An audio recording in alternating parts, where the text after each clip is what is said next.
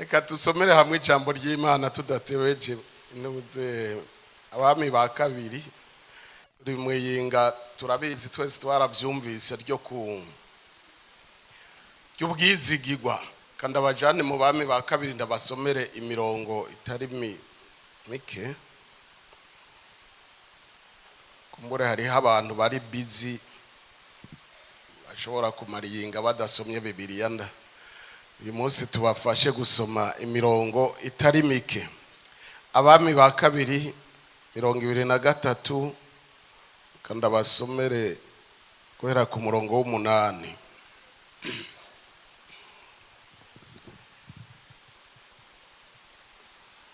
Abatarahabona nta kundi mureke mwumvirize ndabasomere. Havuga hati by'ubuhizi ingabo za Dawidi zakoze.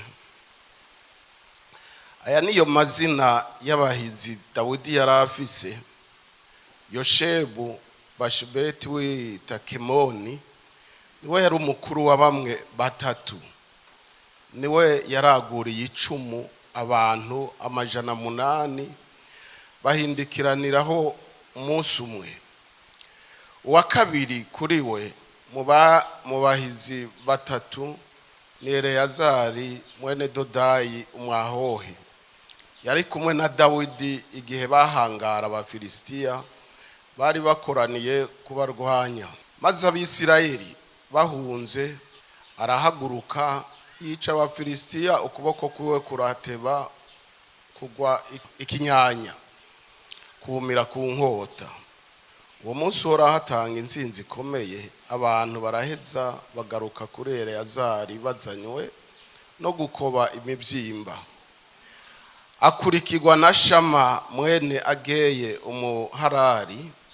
Abafilisitiya bari bakoraniye Irehi, hari umurima w'inkore, nuko ingabo zihunga Abafilisitiya, ariko we yihagararira mu murima arawurwanira, yica Abafilisitiya, nuko Uhoraho atanga intsinzi ikomeye.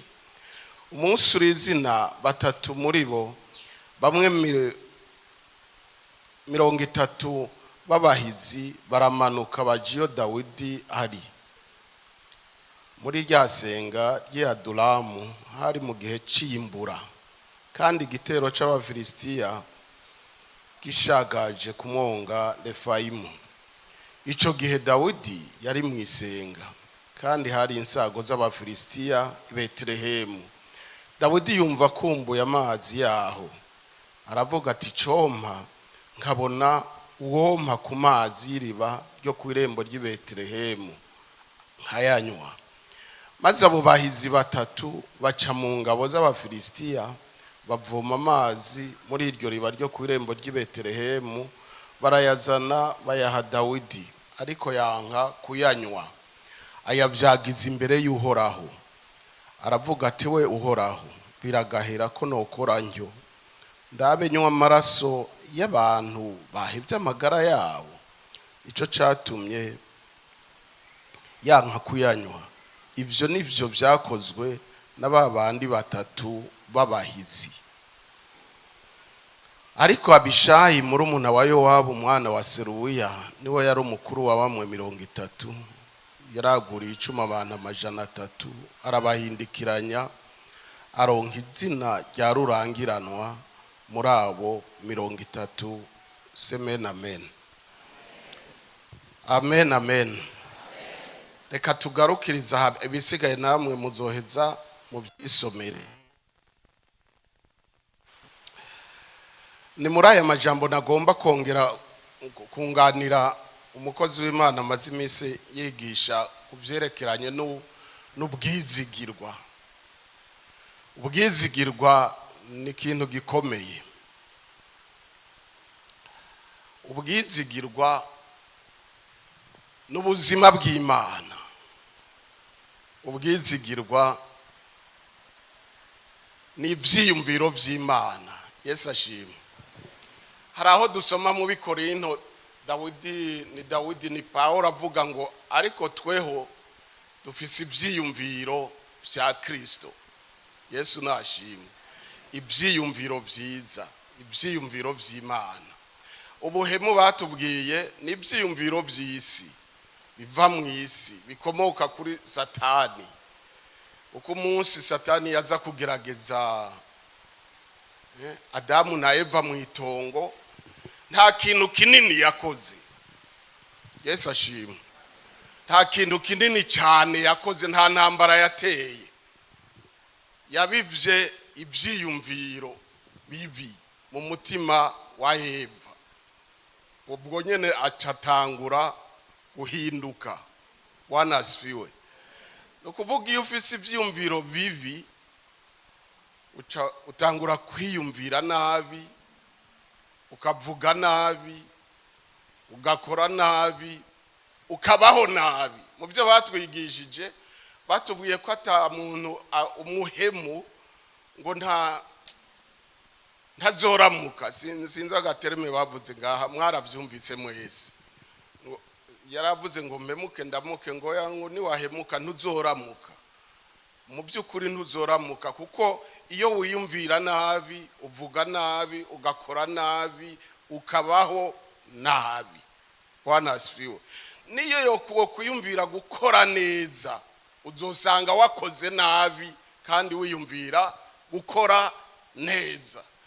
Rero wa usenga amasengesho uvuga uti nipfuza gukora ibyiza, ibibi bikantanga imbere, no kubera ibyiyumviro bitari byiza. Semename. Iyo batubwiye ko umwansi aza akaba abiburu ugwamfu mwijoro, ni ibyiyumviro. Satani nakeneye kwirigwaranigana nawe mwiruka mwibarabara, arazi icakora, ashiramo ibyiyumviro abahejeje.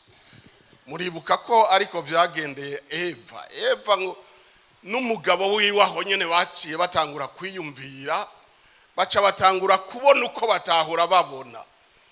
Bari babayeho babona bameze neza, mugabo batangura kubona bari gusa. Baca batangura kuja kwinyegeza, nta wabatumye kuja kwinyegeza. Baca batangura kuvuga nabi, kuko Eva na Adamu yatanguye kwagiriza Eva ko ari we mubi. Eva nawe ayagiriza iki? Inzoka. Baca batakaza ubushobozi bwose, ntibashobora no gusaba Imana imbabazi. Yesu nashimwe. Ivyiyumviro bibi n'ubuhemu. Bwana Yesu asifiwe. Ariko ubwizigirwa n'ibyiyumviro by'Imana. Mumvugire ngo amina. Ibyiyumviro by'Imana nico gituma Paulo yavuga ati ariko tweho ubu dufise ibyiyumviro bya Kristo.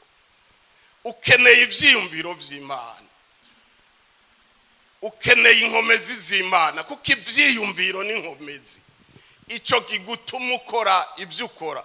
Ubwizigirwa n'ibyiyumviro by'Imana byiza. Yesu nashimwe. Bwana asifiwe. N'ibyiyumviro byiza twakira, turabyakira, ntibyikora, ibyiyubaka. Urabona rimwe rimwe abakizwa hari aho tuba twiyumvira ko ibintu bishobora kwikora, turiko turasenga tugasanga byabaye ntabiba, niwe ubyubaka, birubakwa. Bwana Yesu asifiwe. Nimba bariko bavuga ubwizigirwa, nuko iri ku kwezi kose mumaze bariko barubaka ubwizigirwa mu mitima yayo. Bwana Yesu asifiwe.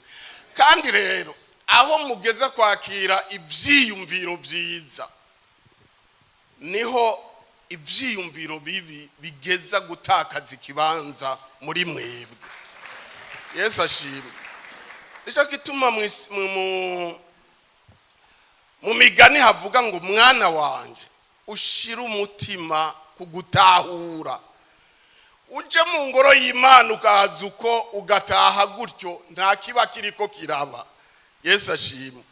Kuko ni nka kurya kwa abacamanza, abantu bacimanza murazi umunzani w'abacamanza, ingene umanuka ukaduga. Aho mugeza kwakira ibyiyumviro byiza, niho ibyiyumviro bibi, ubuzima bubi, inkomezi mbi bigeza gutakaza ikibanza muri mwebwe. Bwana Yesu asifiwe. None rero tuvyakira gute? Tuvyakira nabivuze biciye mu gutahura neza ijambo ry'Imana. Bwana asifiwe.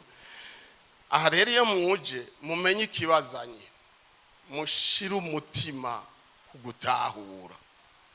Niyo mutotahura ico yavuze, musubire muhira nk'abantu b'iberoya, ngo abantu b'iberoya bari abantu bagenda kumviriza Paulo yigisha, ngo hanyuma bashitse bagasubira imuhira ngo bakicara bakabazanya kugira ngo batahure.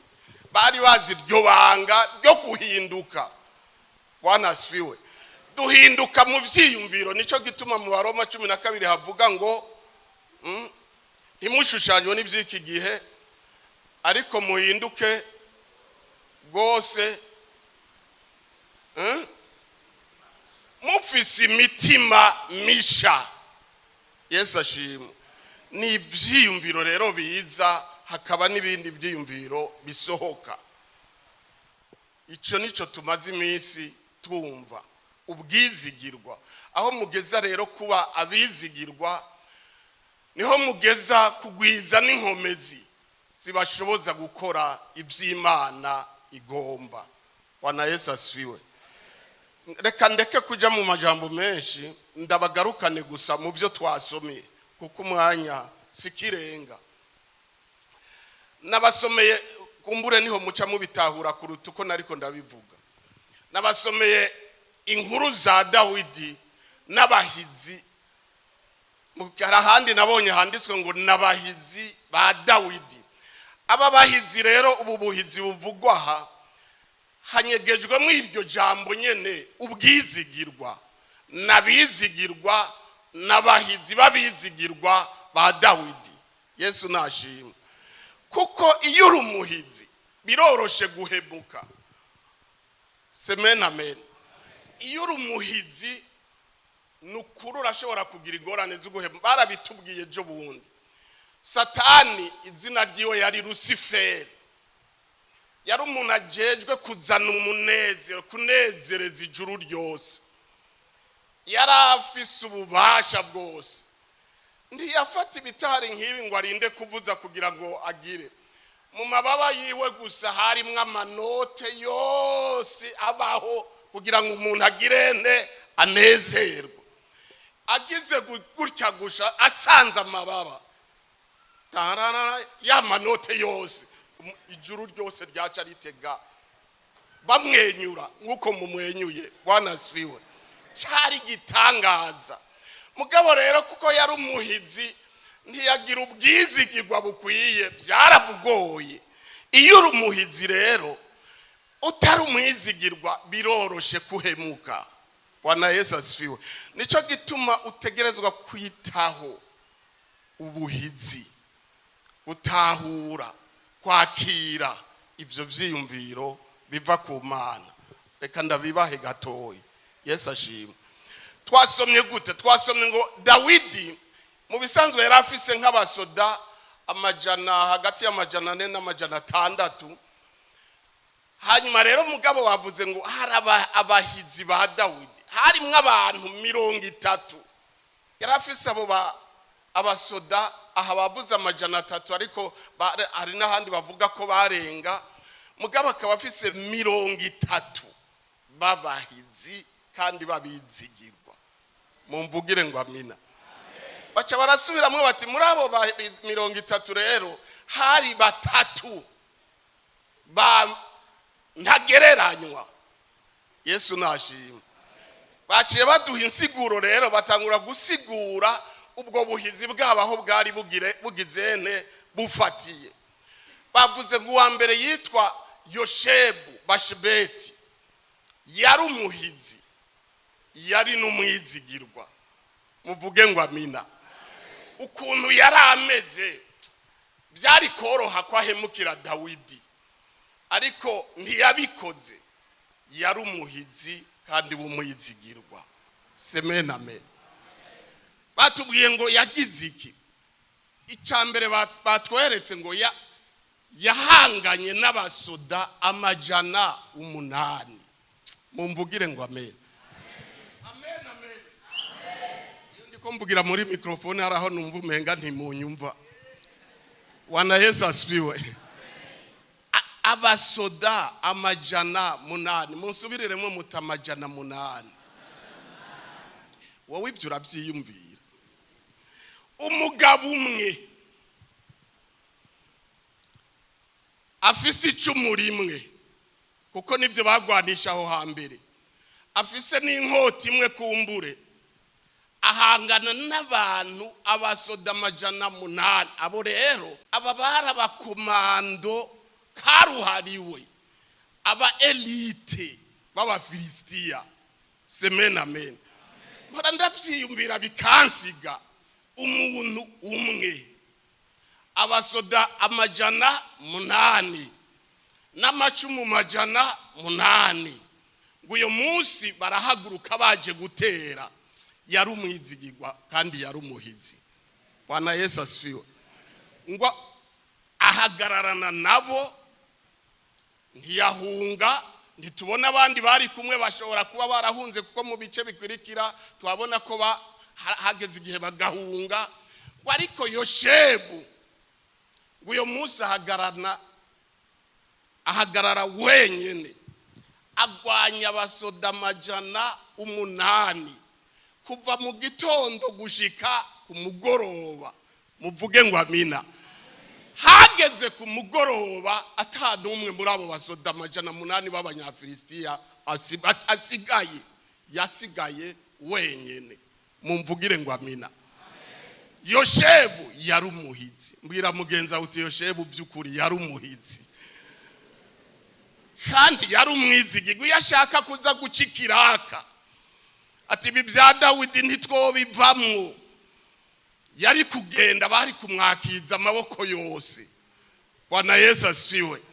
Kandi ntiyagwana kubwiwe, kubw'umugore wiwe n'abana biwe, yagwana kubw'ubwami no kubw'umwami Dawidi. Yesu ashimwe cyane. Abagabo bashobora biteguye guheba n'amagara yabo kubw'ubwami bw'Imana, abo n'abahizi, abo n'abizigirwa. Mumvugire ngo amina. Uyo batubwiye wa kabiri ngo yitwa Eleyazari, nawe nyene yagwanye n'abantu nk'300. Abantu barahunga. Bibiliya yatubwiye ngo yari kumwe na Dawidi, barabizigirwa ba Dawidi. Yesu nashimwe. Yesu nashimwe. Aho batari yarumva ko hari gihengeri.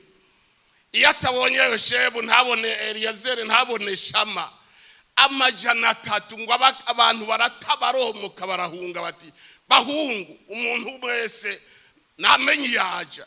Murabona mu Kirundi hari abo bavuga bati urumva iyo batereye amagara hejuru umuntu acasama ayiwe. Abo n'abahemu. Umwizigirwa ntasama yiwe, asama ay'umwami n'ubwami bw'Imana. Yesu ashimwe cyane. Haleluya. Aba bagabo rero barabo ibikoko banditse amateka mu gisoda cya Isirayeli muri kahise.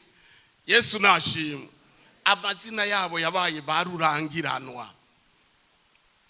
Twabonye ubugira gatatu ngo igikorwa cy'ubuhizi bakoze, baramanutse. Hari umunsi bagiye kugwana kuko bama mu ntambara, ngo hanyuma hariho umuntu w'Umufilisitiya yari inshuti yo mu miryango ya Goliyati. Yarazi ko Dawidi yaramuzi ko ari we yishe Goliyati.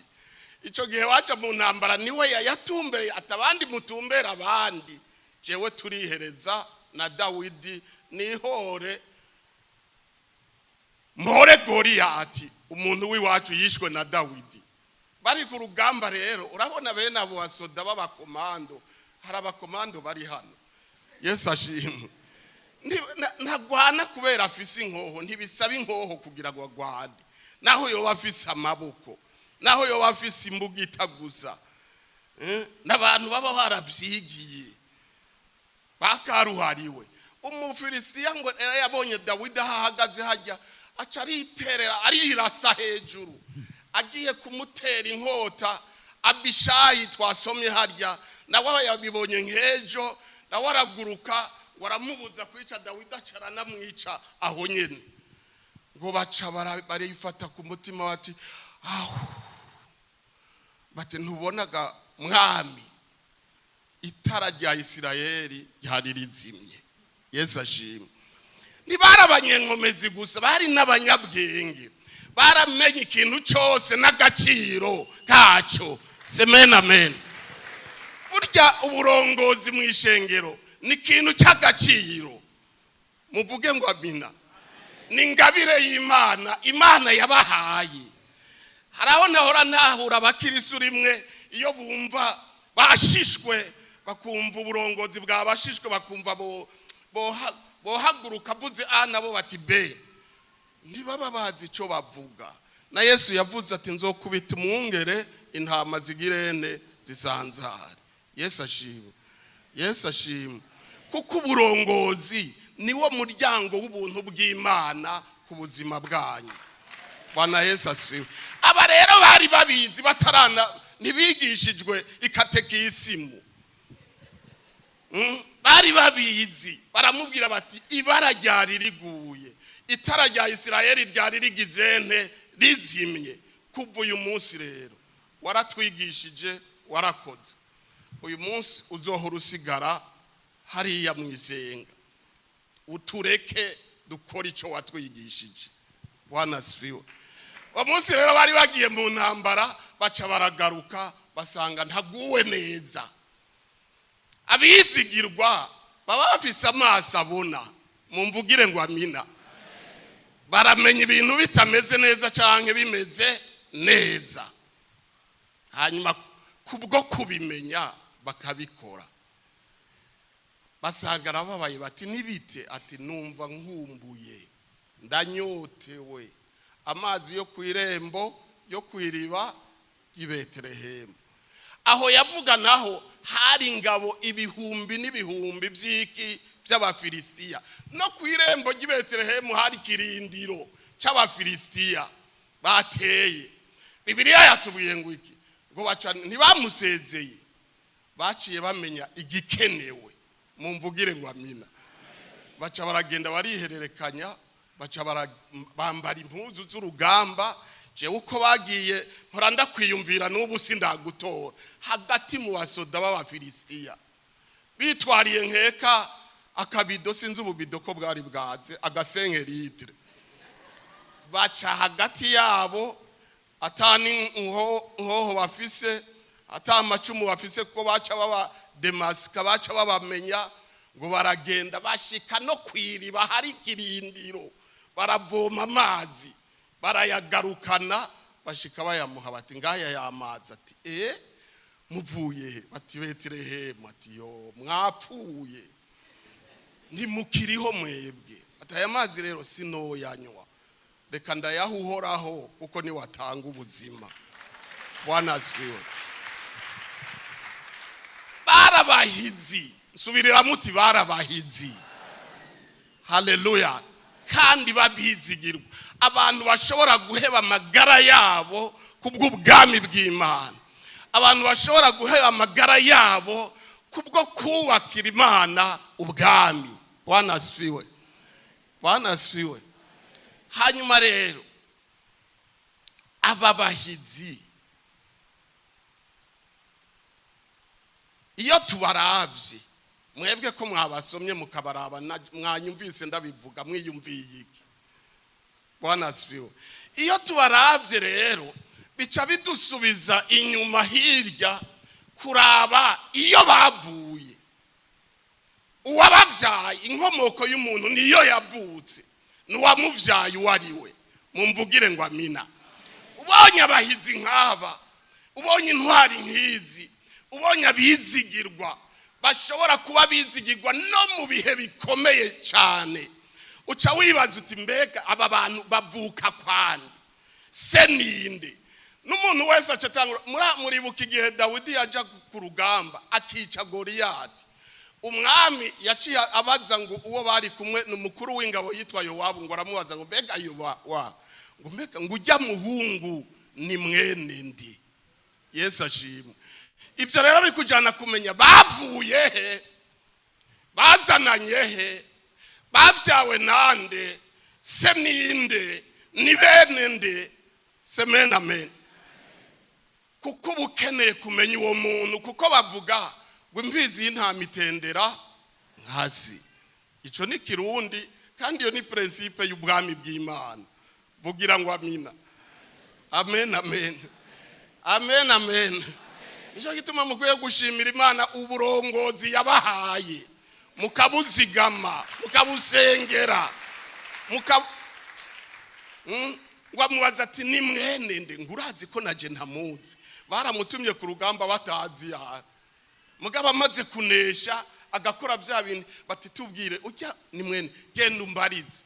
Bamubajije bati ni mwene Isayi w'i Betelehemu. Semena amen. Bari bakeneye kumenya se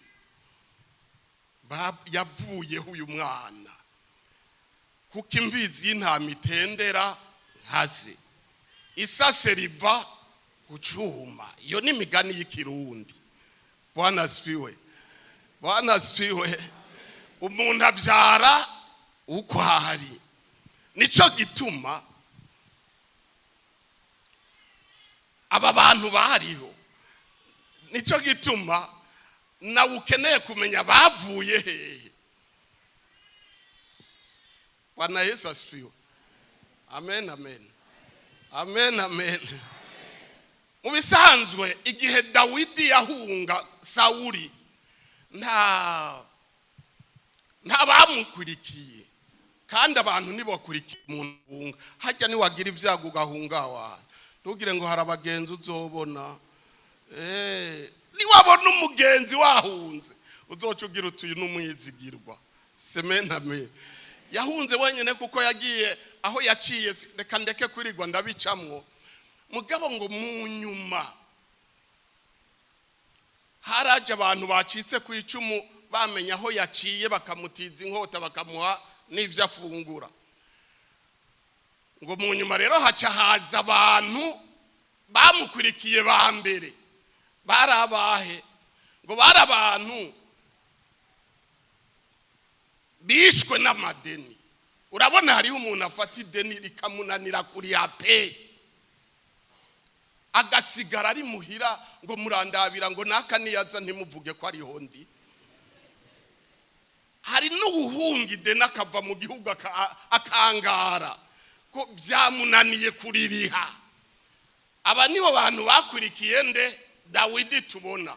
Abandi ngo bari abanyamyidodombo, abantu barengewe n'ubuzima. Byamunaniye gutunganya ubuzima mu rugo. Hariho abantu bashikirwa n'ibihe nk'ivyo, agasigara agenda no mu nzira ubona agira gutya. Bari benabo ngo abantu b'abanyamyidodombo.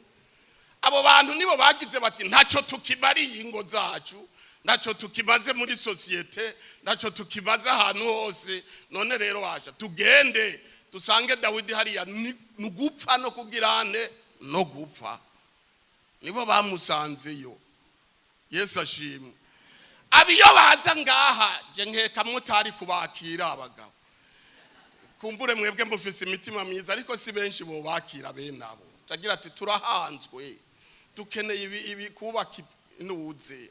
Abandi bazanye ibibazo mu bindi, mwobabwira muti nta hari shengero rishasha riheruka gutangura hajya, nta kuntu mwogendayo. Mugabo ngo Dawidi ababonye, mumvugire ngo amina. Gwarabakira, yarabakiriye, arabigisha, arabubaka. Muvuge ngo amina. Ababera icitegerereza ijoro n'umurango. Babantu b'imburakimazi, kuko hari handi muri Bibiliya abita imburakimazi, ngo abakuramwe abahizi barurangiranwa, nibo bari mwaba 33 twasomye harya. Muvuge ngo amina. abahindura abahizi. Yesu nashima. Abahizi kuko nawe yari umuhizi mu bisanzwe. Murabyibuka mu gihe cya Dawidi, nicyo gituma nababwiye ngo umuntu abyara uko ari. Yesu ashimwe. Imfizi y'intama itendera nka se. Aba barabahizi babyawe n'umuhizi, barabizigirwa babyawe n'umwizigirwa. Amen, amen, haleluya. Babyawe n'umwizigirwa, babyawe n'umuhizi. Murabyibuka kwa Sawuli. Reka ndabaha akarorero kamwe gusa. Sawuli igihe ngo yima, hari ukuntu yahora agira ibibazo agafatwa n'imwemu mbi, ibintu by'amadayimoni bikamufata bikamudedembesha ukuntu ari umwami. Hanyuma rero Dawidi bari bamuzanye ku bw'icyo gikorwa kugira ngo agire ente, yarazi kuvuza inanga. Yari umuntu yafashe igikorwa ntiyagifata minenengo. Abasore rimwe hari aho duhora tuyaga ndabinginze, nimba icyo ufashe ukige ukimenye. Nibyagusaba kudandaza ivyema, wige ingene badandaza ivyema, ubu umuspecialiste. Nibyagusaba kuvuza inanga, wige ingene bayivuza, nturengekeze ngo bifate minenegwe, kuko ntuzi kizokujana ibwami. Yesu ashimwe. Dawidi rero yari muri abo bantu badafata ibintu minenegwe, yaravyize. Nimba bagenzi ndabinginze, Yesu nashimwe, yarize kuvuza inanga ku buryo yayivuza. Igitari yarakivuza kugezaho n'ibisigo bica bitangara ko yeye. Ndimugire ngo yapfa kuvuza ngo niki cyaho ngo akavuza ibyaho byoho byo. Reka yaravuza kuko harya n'ibisigo birumva. Sinzi ko murabona n'inzoka mu gahinga burya inzoka zumvise umuziki nta kidakunda umuziki. Uri mu ishyamba ukajyana karadiyo ugashira hajya uzobe maso. Inzoka usanga zamanitse amazosi ziriko zirumvira twa tuziki classique. Dawidi yari umuntu nk'uyo rero azi kuvuza umuziki, ibisigo, amadayimoni agatega ugutwi akumva ko abaye impressione. Iyo rero byafashe umwami nk'iminota 30, urabona iyo umuntu agwaye ibintu nk'ibyo araho bimujegeze bakaraba bati ni minota 15 murarorera azoba yatoye ka mitende. Dawidi rero muri iyo minota 15 yashira kumurya tarara, hanyuma bya bisigo bigasamarira umuziki, aho kujegeza umwami ngo bimumerere nabi, bikaza kwikangura iminota 15 yaheze. Umwami agahenguka akagira agahengwe, bati mwami uyu munsi ntibyakubabaje cyane. Dawidi yari uwo, nico cyamujanye ibwami, bati rondera umuntu azi kuvuza inanga azohora kuvugiriza. Mugabo rero harashitse igihe Sawuli ashishwa. Sawuli yari igihe mu byukuri, mumvugire ngo amina, yari babantu bibagira n'ingoga twumvise. Umuntu yibagiye aho Dawidi yamukuye ku rugamba akica Goliyati, bari bamaze iminsi 30 ku rugamba. Ngo yumva arashishwe, abwira umuhungu we ati mwana uyakiri ngaha, kuko yarabona ibyo akora byose. Ubwizigirwa, mumvugire ngo amina, ubwizigirwa n'inkomezi z'Imana zigushoboza gukora igitari cyo cyose mu bihe bigoye nico byo gusaba cyose. Bwana Yesu asifiwe. Hanyuma rero ngo yashishwe umunsi umwe Dawidi ariko aravuza inanga, ngo Sawuli ntimwibagire ko yari umugenerali karuhariwe, ngo amutera icumu kuko yagumana icumu. Aramuraba mutera icumu, Dawidi ngo acararikwepa. Muvuge ngo amina, haleluya. Ariko yevya cyagaruka kandi arasubira aravuza. Iyaba yari wewe wari kugira iki byuko, wari gupfa umuvuza nabi zisubiye kumufasha ati habwe ntizimuhondagure gapuka kivuza ugicuritse. Mugabo Dawidi yari umwizigirwa ku Mana no kuri shebuja. Ana Yesu asifiwe. Haleluya. Ngo arasubira aravuza mumvugire ngo amina. Dawidi yari umuhizi yubatswe n'Imana by'ukuri. Amen amen. Yari umuhizi kandi yari umwizigirwa. Ntiyaretse gukora ibyiza mu bihe bikomeye. Ibihe bikomeye ntibyamubujije gukora ibyiza. Yari afise umutima nk'uwa Paulo. Yavuga ati noneho ndamenye ko ubu ko naho goba urupfu canke ubugingo, naho boba abamarayika canke abantu, naho byoba iby'ubu canke ibizoza, nta gishobora kuntandukanya n'urukundo rw'Imana rubonerwa muri Kristo Yesu. Amen amen. Uwo n'umutima w'abizigirwa. Bwana Yesu asifiwe. Dawidi ngumundi munsi kandi yahuriye na Sawuli mu isenga ariko aramuhiga n'ingabo 3,000. Subira muti 3,000. Urumva aho ntibyari ibintu byoroshe, cyari igihe kigoye bagenzi, umuntu ahigwa n'ingabo 3,000. Ngo hanyuma rero urabona ashitse aho binyegeza ba Dawidi mu isenga ry'Adulamu, yumva agomba kuja kuri Grambezo. Urabona rero ugiye uja kuri Grambezo nta bodyguard mujana. Oya ahurijana. Aba bodyguard murajana bakagukitsa ku muryango wa toilette bati nimugende turabarorereye hano. Yagiye muri toilette agenda wenyene. Abantu urabona mu isenga haba hatabona uvuye hanze.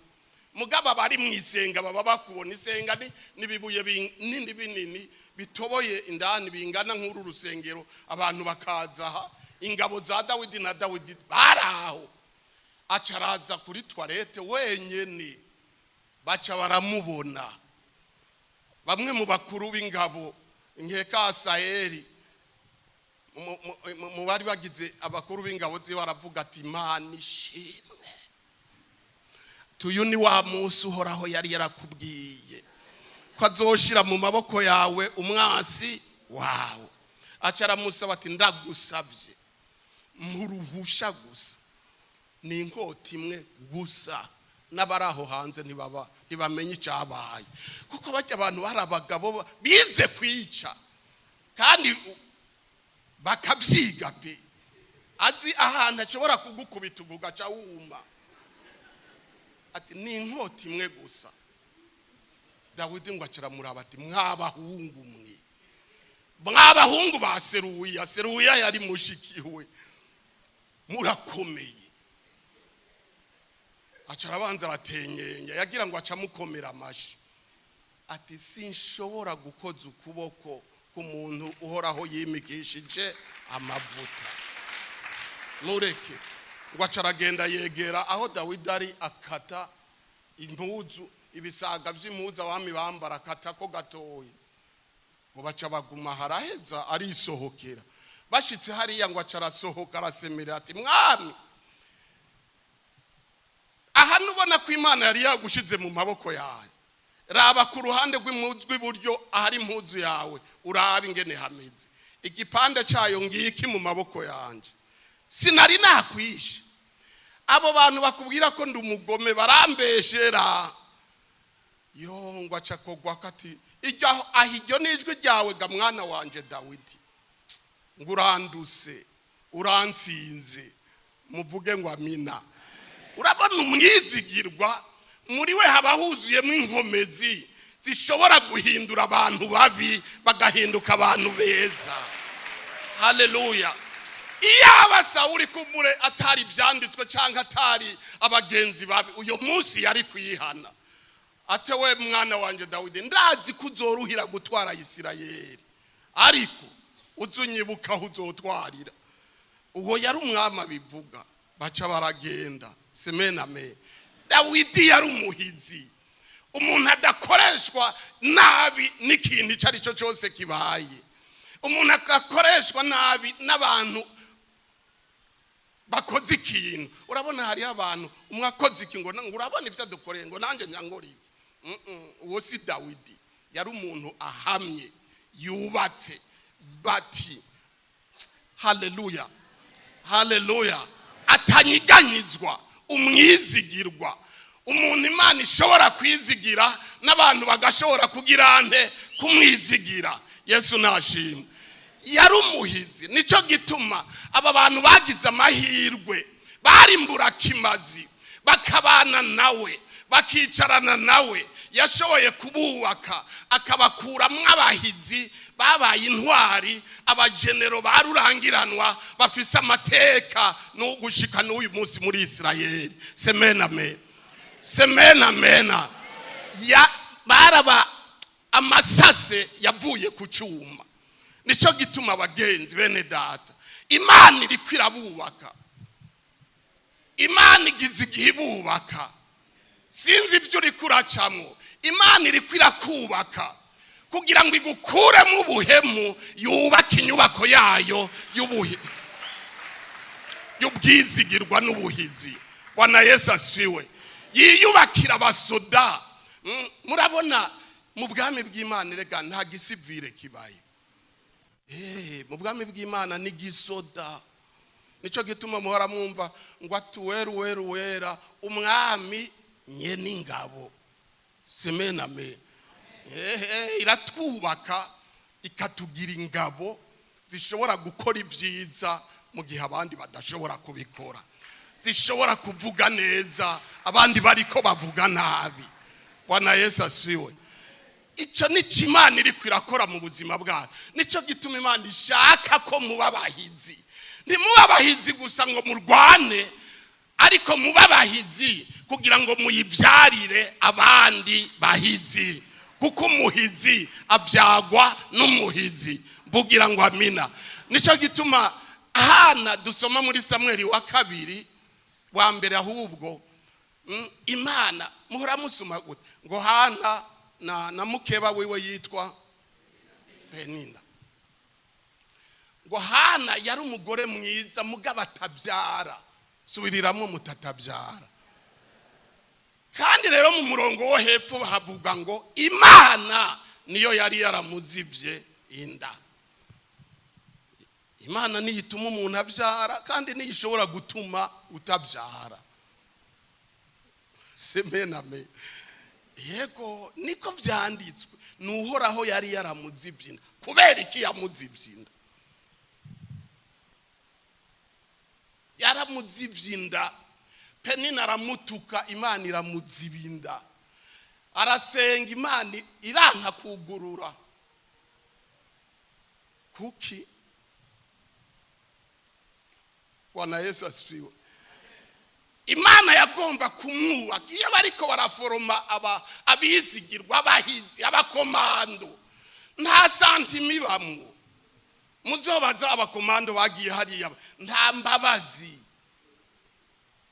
Jewe naragiye kwiga igipolisi rimwe.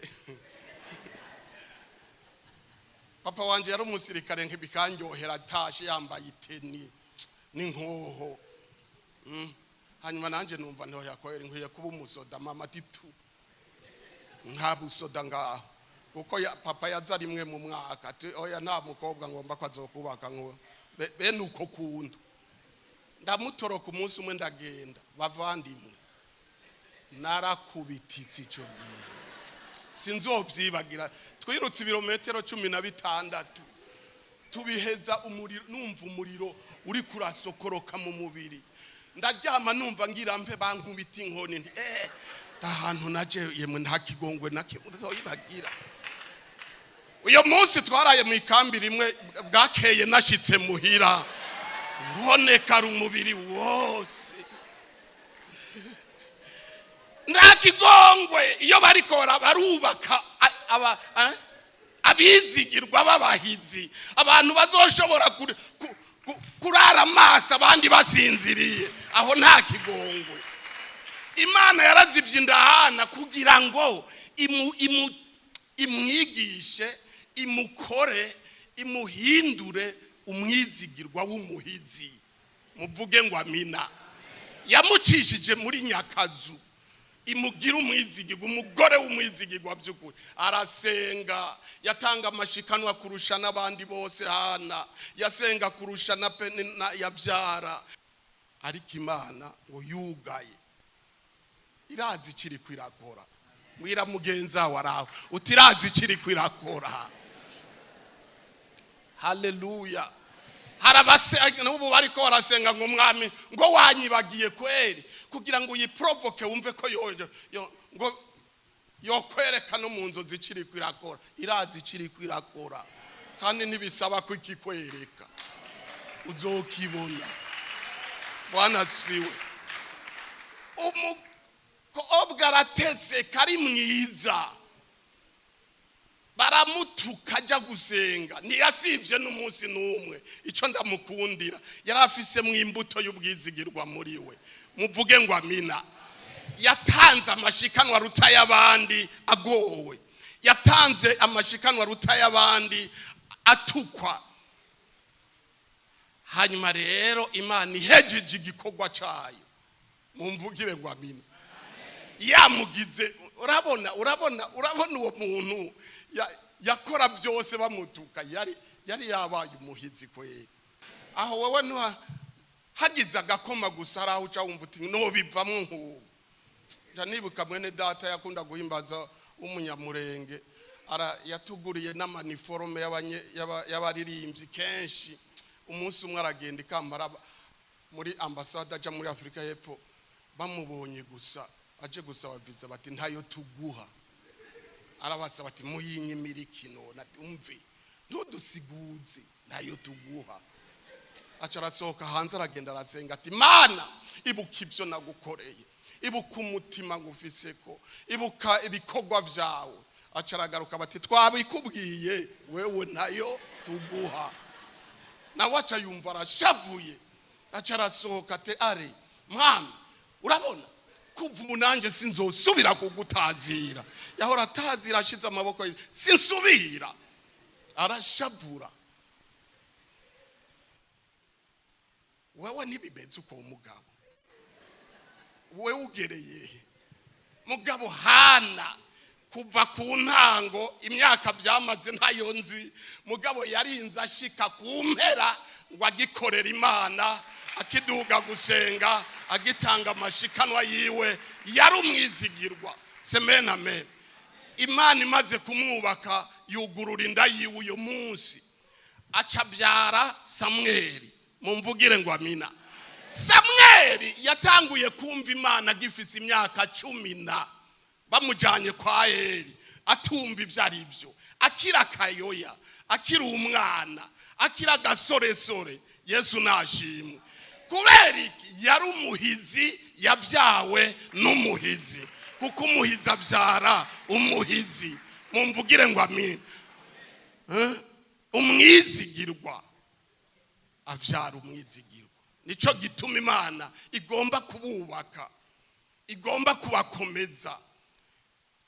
Umwanditsi w'imigani ati mwana wanje ushira umutima wawe kugutahura. Mumvugire ngo amina. Imana iri kwirakubaka kugira ngo uzoyivyarire abahizi, kandi ntuzicuza. Ndakubwiye Yesu nashimwe. Yesu ashimwe. Ana ngo amaze kuvyara na Samweli yaciye amujana ati ndamujanye ndamuhe uhoraho nkuko nabimusezeraniye. Ubwizigirwa. Bwira mugenza wawe ubwo n'ubwizigirwa. Bwana Yesu asifiwe. Hanyuma Imana nayo mu kumusubiriza mu nkoko ngo yaciye imuha abana bangahe? 7. Tubibona hano ariko araririmba, warakoze Mana, uwari ingumba wamuhaye kugira abahungu 7. Semena amen. Hanyuma uyu muhizi Samweli niwe yabaye umuvugishwa, yatanguye neza aheza neza.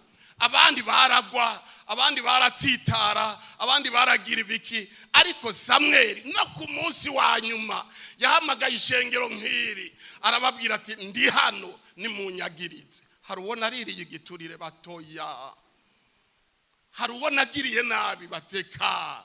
Yatanguye neza aheza neza kuko yari umuhizi, yari umwizigirwa, yabyawe n'umwizigirwa, ryari isase ryavuye ku cyuma. Mumvugire ngo amina. Murakeneye kureka Imana ikabubaka mu bwizigirwa by'ukuri kugira ngo abizigirwa bagwire, ubuhemu buranduke, ubuhemu butembagare, ishengero ryuzura abizigirwa b'Imana. Bamwe baseruka bikomeye, bamwe baseruka bigoye, bamwe baseruka abantu bakabona Imana ubwayo. Mumvugire ngo amina. Haleluya. Reka Imana ikubake. Bwana Yesu asifiwe. Reka Imana ikubake. Reka ayo masengesho, reka uwo mwikomo. Ubuhemu ni bubi. Bwana Yesu asifiwe. Imana rero igomba kutugira abizigirwa, abahizi babizigirwa bashobora kuyibyarira abahizi babizigirwa. Yesu wacu nashimwe. Yesu ashimwe.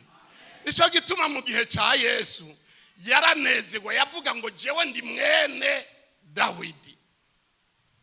Haleluya. Nimwumva mwakantaho Yesu avuga ati ndi fiere na Dawidi, ndi mwene Dawidi. Abantu bahava bamwita mwene Dawidi. Rero muri theology hari ibindi twize, mugabe isano giwe wari umutima. Dawidi yafasha abantu b'imburakimazi abakuramwe abahizi, abahereza Imana nk'ishikanwa rimota neza. Ndiyumvira Imana iri kwibwira Hana ati warakoze, wampaye uwo nari nkeneye igihe itara ry'Isirayeli ryariko rirazima. Amen, amen. Mwabakozi b'Imana ntituriho ngo twigirire promotion, twipromotinge.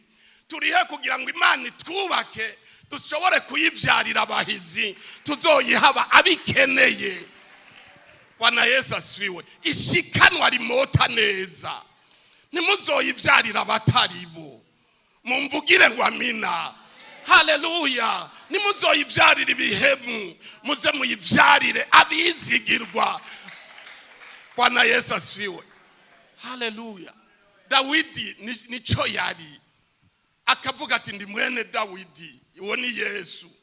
Kubera iki? Kuko umutima wa Yesu n'uwa Dawidi wari cyo kimwe.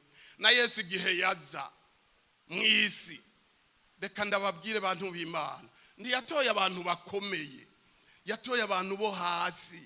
Abantu b'abarobyi yatoye hariya mu Kabezi kuitanganika, niyo barobera. Mu babigishwa biwe abatoza kori bari bivume, baranzwe na societe, nibo yegeranije. Bwana Yesu asifiwe. Umwe gusa niwe yari umunyamuji yitwa Yuda. Kuko igihe baba Maria Magdalene yasuka amavuta kuri Yesu, Yuda niwe yabimenye, avuga ngo ngumva ayo mavuta, ngumva ubwo buhombe, ngo yari kugugwa. Yarazi igiciro cyayo, yarayabonye muri alimentation. Uwo niwe munyamuji yarimwo. Bwana Yesu asifiwe.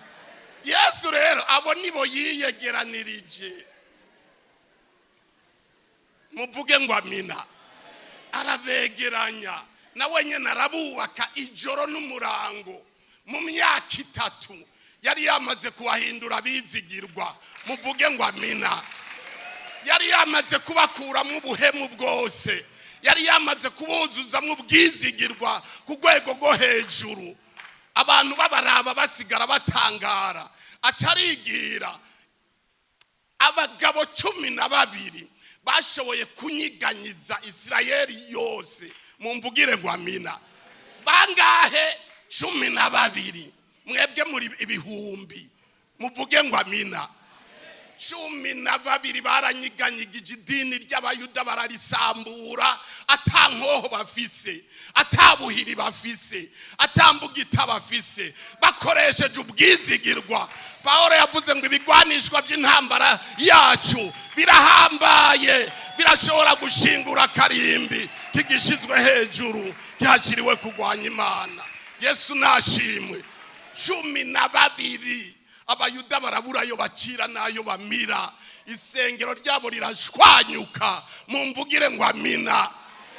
Abahizi bubatswe n'umuhizi. Bene data, ndabaremesheje mureme muhagarare semwename. Sinzi uko wiyumva ubu, sinzi uko umeze. Hari urugero rw'ubuhemu woba wumva muri wewe cyangwa abandi bantu barukumvamwo. Reka ndakubwire ngo rema semename. Turafise umuhizi, umwizigirwa, izina ryiwe ni Yesu Kristo umwami wacu. Haleluya. Ndaco tuzoba ntuve imbere yiwe, guma ku birenge byiwe, guma imbere yiwe, amatwi yawe yashire ku ijambo ryiwe. Naho uyu munsi byoba bitameze neza, ejo bizoba bimeze neza. Ushobora kuba udafise ijambo uyu munsi, ejo bizoba ari byiza. Babantu bo mu Kabezi yatora mu myaka 3 gusa bari bahambaye, ngo abantu bakabaza bataba abantu ko bafise ububasha bize hehe. Abantu bati naho bize bagendana na Yesu. Bwana Yesu asifiwe. Barabizigirwa badashobora guhagarikwa n'ikintu na kimwe. Muvuge ngo amina. Barashoboye gusenya impome z'ubuhemu. Abantu batarabizigirwa bahinduka bizigirwa. Yesu wacu nashimwe. Yesu ashimwe. Turamuzi, uwo ni Yesu. Haleluya. Twarabahemu na twebwe, ntitwavutse dukijijwe. Twari bihemu, mbere twarusha abatari bake. Jewe mubona ndababwira ubutumwa, mama yari yarakubise arahava arakubita n'amahwa, birananirana, ubuhemu bwari bwarandenze. Ariko umunsi nahuye na Yesu, haleluya, niyankubise amahwa yaranyegereye. Ubu ndashobora kuririmbana na wa muririmbyi ngo yasanze nkomeretse ansomoza umuti. Bwana Yesu asifiwe. Ntutinye rero, guma ku birenge byiwe, guma inyuma yiwe. Iherezo ryawe ni ryiza. Ubu mwizigirwa, yavuze ngo ubu mwizigirwa gushika kugupfa, nanje nzokwambika igitsibo cy'ubugingo. Haleluya, haleluya. Turamufise, ari imbere yacu. Ntabwo wamfise. Umuririmbyi yavuze ngo ntabwo wamfise habanamba. Ari imbere yacu. Uyu munsi n'umugabo yaragutaye, umugore yaragutaye, abana baraguhevye, ariko ejo bazokurondera kuko Yesu ariko arakora. Haleluya. Ariko arakora. Naho umenga ntaco ariko arakora, arihuta gukora. Niko twumvise. Umwami Yesu ahabwa icubahiro.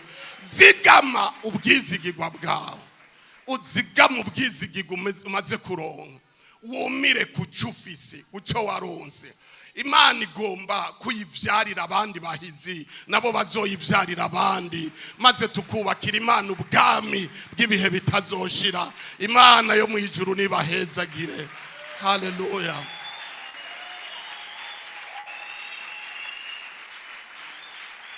Oh, haleluya. Reka muve hasi dushimira Imana.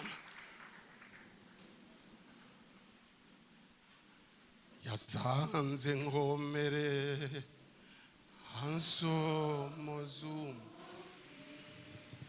haramumuriza ati umururu wanje sinari bwumvijwe nk'iryo ndema mu mutima wanje kwa rukundo rwiwe y'amaraso yiwe bwa buntu bwanzanye mu rugo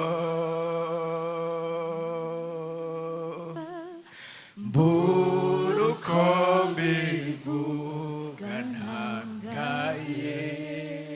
Data, mu izina rya Yesu Kristo turahimbaje izina ryawe. Turagushimiye mwami w'umwizigirwa n'umuhizi. Niwe wahadutoye Mana, niwe wadushikanya hatugeze. turahimbaje izina ryawe kandi turazinezererewe mana. Aba bantu bahagaze aha mana, aba bantu bari imbere y'inyonga zawe, uri kurabubaka mana, uri kurubaka ubwami bwawe, ubwami bw'abizigirwa b'abahizi. Bamwe bazoshobora gutembagaza ibihome by'ubuhemu mwami, bakubaka ubwami bw'Imana. Bahezagire mana, ubuntu bwawe reka butembe mu bugingo bwabo. Ndasenze mu izina rya Yesu, bazokubera abavyeyi bakuvyarira abizigirwa b'abahizi, bazokubere bahana, bazobyare ba Samweli mu izina rya Yesu. Bubaka ubwami bwawe, ubwami bw'ibihe bidashira, nk'uko ba Yoshebu bubakanye na Dawidi ubwami bw'ibihe bidashira. Uhezagira umuntu wese, ukore ku muntu wese, ufata ukuboko umuntu wese, uwucumbagira n'umufata ukuboko mwami, uko ari kwega mufata ikiganza mwami, uwumva boshwe mubohore mu izina rya Yesu. Turasenze mana, ureke ubwiza bwawe n'icyubahiro cyawe bigaragare mu izina rikomeye rya Yesu Kristo. Amen. Amen.